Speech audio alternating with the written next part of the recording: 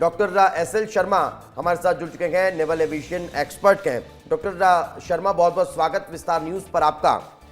Doctor Sharma, इस भीषण हादसे को आप किस तरह से देखते हैं और क्या वजह आपको नजर आती है इस विमान हादसे की?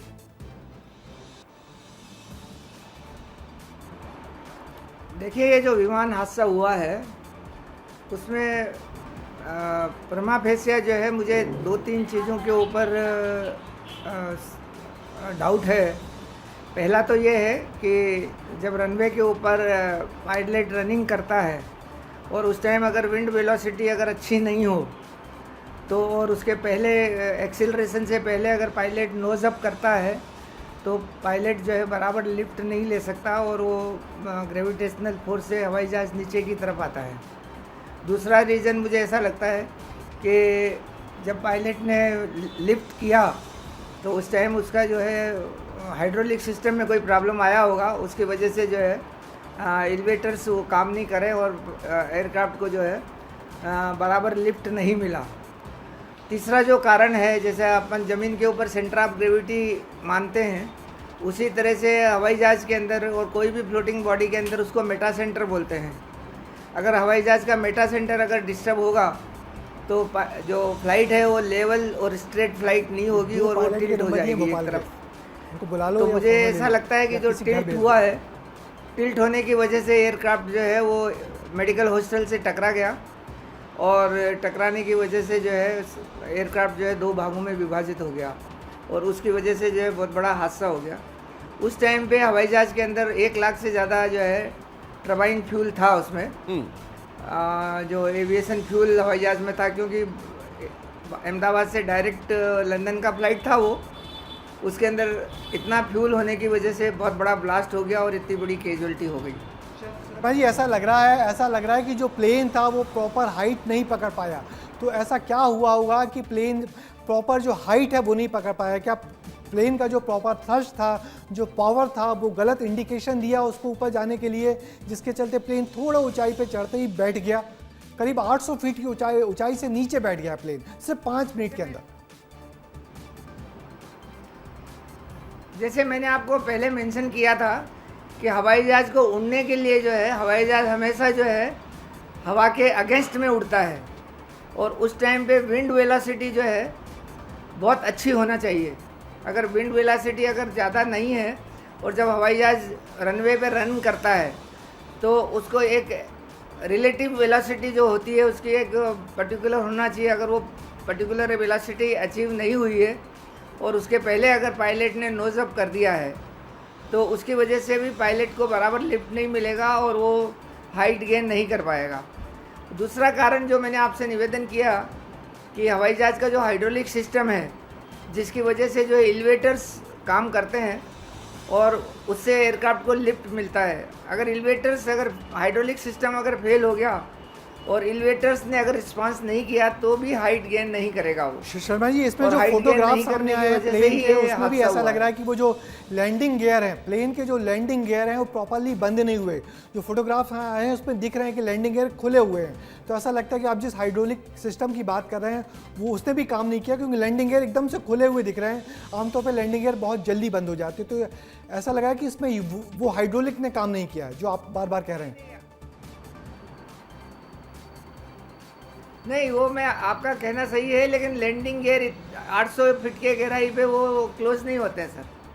800 फीट की हाइट पे लैंडिंग गियर क्लोज नहीं होते हैं। वो मैक्स में भी अराउंड 1000-2000 मीटर्स फीट चला जाएगा तो लैंडिंग गियर क्लोज होते हैं और वो ऑटोमेटिक हो जाते हैं। वो पायलट उसको बंद नहीं करता है। प्लेन में ओवरवेट, ये भी हो सकता है कि ओवरवेट कितनी बड़ी समस्या होती है प्लेन को ऊपर ले जाने के लिए। कुछ लोगों का, एक्सपर्ट्स ने के जो अखबारों में कमेंट आए हैं उसके मुताबिक प्लेन ओवरवेट था, जिसके चलते प्रॉपर हाइट नहीं पकड़ पाया। ऐसी कोई संभावना भी होती है क्या? ओवरवेट का प्रॉब्लम नहीं होता है सर। ओवरवेट में क्या है, जब पायलट जब हवाई जहाज़ का इंस्पेक्शन होता है, बिफोर फ्लाइंग इंस्पेक्शन के बाद में पायलट को एयरक्राफ्ट हैंड ओवर किया जाता है। पायलट जब कोई कॉकपिट में बैठता है, बैठने के बाद में वो पूरा बैलेंसिंग चेक करता है हवाई जहाज़ का। 2 तरह के बैलेंसिंग होते हैं, एक तो फ्यूल बैलेंसिंग होता है और दूसरा जो है कार्गो बैलेंसिंग होता है। तो कार्गो बैलेंसिंग और फ्यूल बैलेंसिंग दोनों रिलेटेड हैं, क्योंकि कार्गो एक बार हवाई जहाज में जब रखा गया उसके बाद में कार्गो तो शिफ्ट नहीं कर सकते वो, और फ्यूल को वो है एक टैंक से दूसरे टैंक में शिफ्ट करके और बैलेंसिंग करते हैं। और हवाई जहाज का जो मेटा सेंटर है, जो सेंटर पॉइंट है, जो जिसको हम सेंटर ऑफ ग्रेविटी कह सकते हैं एक प्लेन लैंग्वेज में, तो लेकिन वो सेंटर ऑफ ग्रेविटी जो है पायलट मेंटेन करते हैं। डॉक्टर साहब कुछ लोग फ्यूल ये को एक्सपर्ट एक ये भी टैंक से करेंगे जो दूसरे टैंक प्रॉपर में जो फ्लैप्स हैं, फ्लैप्स ठीक से नहीं खुल पाए, फ्लैप्स के जो एंगल हैं वो सही वक्त पे नहीं खुल पाए, जिसके चलते प्लेन थोड़ा टेक ऑफ होने के बाद नॉर्थ ईस्ट पे एकदम झुक गया और झुकते ही बैठ गया। फ्लैप्स खुलना कितने ज़रूरी होते हैं? क्या उनमें भी कभी गड़बड़ी होती है जो साइड विंग में फ्लैप्स होते हैं? वही जो आप फ्लैप की बात करते हैं उसको टेक्निकल लैंग्वेज में इलेवेटर बोलते हैं। हेलो जी, जी, उनको जी। टेक्निकल लैंग्वेज में इलेवेटर बोलते हैं। और जब हवाई जहाज रन करता है तो आपने देखा होगा कि जो मेन विंग है उसके एंड के ऊपर जो फ्लैप लगे रहते हैं वो नीचे की तरफ जाते हैं और उसकी वजह से हवा को दबाते हैं और एयरक्राफ्ट ऊपर की तरफ जाता है, उसको लिफ्ट मिलती है। तो जो फ्लैप जो इलेवेटर्स हैं जिसको आप फ्लैप बोल रहे हैं वो हाइड्रोलिक सिस्टम से कनेक्टेड है। और बिल्कुल। वहाँ पे छोटे छोटे जो है एक्चुएटर्स होते हैं, मतलब यू कैन से कि हाइड्रोलिक पंप होते हैं छोटे छोटे, जो वो फ्लैप्स को ऊपर नीचे करते हैं। बिल्कुल, ये तो हम और चर्चा उसकी कर रहे हैं वजह से कि क्या हवाई जहाज हुआ को एयर होगा। लिफ्टिंग मिलती है अगर वो हाइड्रोलिक सिस्टम। जी जी, लेकिन डॉक्टर शर्मा जी। ये हम चर्चा कर रहे हैं कि क्या हुआ होगा, क्या रियल में हुआ क्या, ये कैसे पता चलेगा? जी जी, आखिरी ये सब क्षणों में उसके हुआ क्या हवाई डॉक्टर जहाज में एक जो है ब्लैक बॉक्स होता है। मैं बताता हूँ आपको कि हवाई जहाज के अंदर एक ब्लैक बॉक्स होता है। जो ब्लैक बॉक्स जो होता है वो आग में नहीं जलता है, प्रेशर से नहीं फटता है, वो इट इज़ ए रॉबेस्ट आइटम। और उसके अंदर एक टेप होती है, एक टेप रिकॉर्डर होता है उसके अंदर। वो टेप रिकॉर्डर जो है पायलट और एटीसी के बीच के लास्ट 30 मिनट का कन्वर्सेशन उसमें रिकॉर्ड होता है। और उसके ऊपर एक सुपर इम्पोज चैनल चलती है जिसमें करीब मोर देन 30 डाटा जो है वो उसके ऊपर सुपर इम्पोज होते हैं।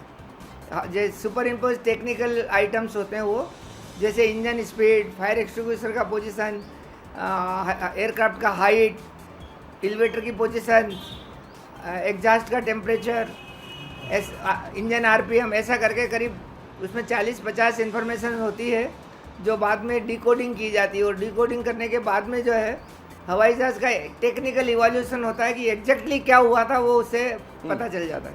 डॉक्टर साहब ये मे डे कहा गया है, पायलट ने सिर्फ एक ही मैसेज दे पाया कि मे डे। ये मे डे क्या होता है, उस मे डे से क्या अंदाजा लगाएं? मेडे का मतलब है सर एसओएस सिग्नल, मतलब सेव माय सोल, मतलब मैं आखिरी में हूँ, मुझे बहुत आपकी सहायता की बहुत ज़रूरत है और मेरे now it is question of life and death, ये मैसेज होता है मेडे का। और उसको एसओएस भी बोलते हैं। लेकिन वहाँ पे उन्होंने जब ये मैसेज का मतलब ये होता है कि वो इमरजेंसी में है और हो सकता है कि वो वापस एयरपोर्ट पे आ जाए, तो वहाँ पे जितनी भी इमरजेंसी सर्विसेज है वो रेडी होना चाहिए। यहाँ पे पायलट के पास में बिल्कुल टाइम ही नहीं था। 1:30 पे टेक ऑफ किया और 1:38 के ऊपर क्रैश हो गया। तो पायलट के पास में बिल्कुल भी टाइम नहीं था कि वो कोई सेफ्टी की कोई भी एक्शन ले सके। और वहाँ पे क्या हुआ कि उसको लिफ्ट नहीं मिलने से एयरक्राफ्ट पहले ही क्रैश हो गया था। उसका जो रियर हिस्सा है वो ऑलरेडी हॉस्टल के अंदर फंस गया था और वहीं पे उसका लैंडिंग गियर भी फंस गया। एक साइड का लैंडिंग गियर भी वहाँ फंस गया। तो उसकी वजह से पायलट तो ऑलरेडी हवा में ही क्रैश हो गया था, हवा में क्रैश हो गया था। जो एक आदमी जो जीवित बचे हैं वो मुझे लग रहा है कि जब वो एयरक्राफ्ट का जो हाफ पार्ट जब अलग हो गया, उसी हाफ पार्ट के टाइम पे वो उसी तरह वहाँ से गिर गया वो आदमी, उसकी वजह से वो बच गया।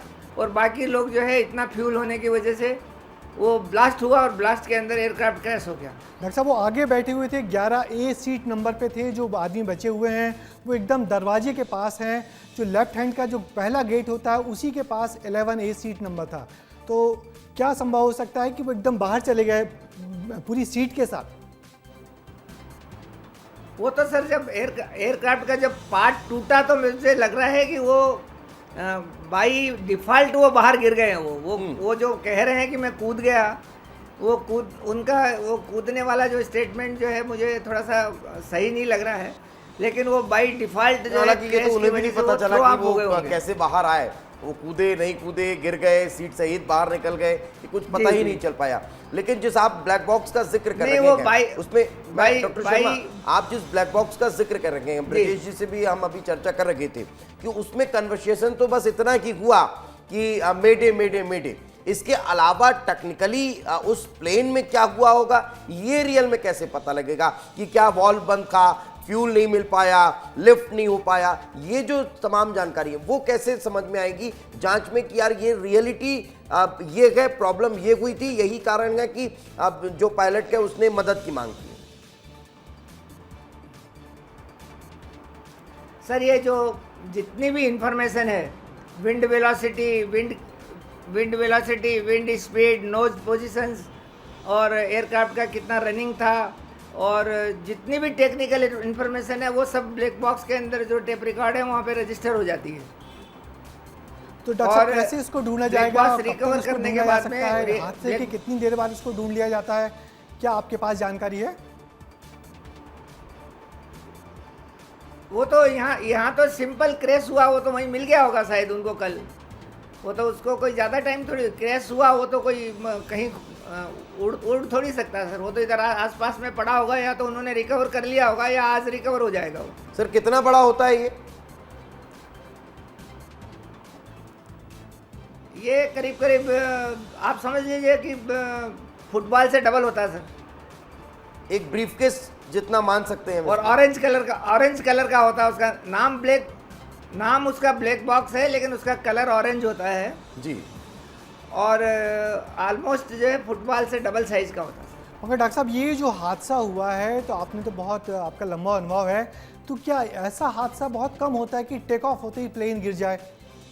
आमतौर पे हम लोगों ने जो प्लेन क्रैश के हादसे देखे हैं, सुने हैं, वो मिड एयर में होते हैं या फिर टेक ऑफ लैंड करते समय होते हैं, क्रश हो जाते हैं।